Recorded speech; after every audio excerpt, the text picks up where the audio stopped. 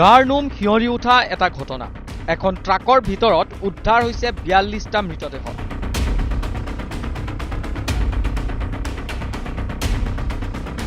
এই হিয়ৰণকাৰী বাতৰি আমেৰিকা যুক্তৰাষ্ট্ৰৰ টেক্সাছ প্ৰদেশৰ।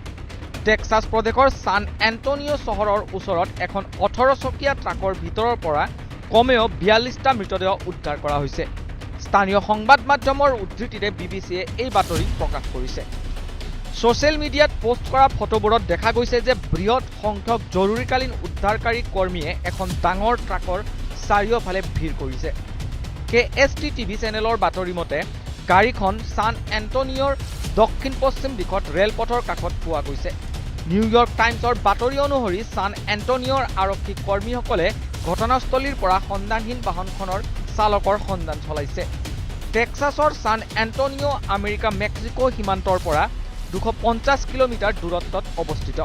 ট্ৰাকৰ ভিতৰত পোৱা মৃতদেহবোৰ প্ৰব্ৰজনকাৰী লোকৰ হ'ব পাৰে বুলি অনুমান কৰা হৈছে।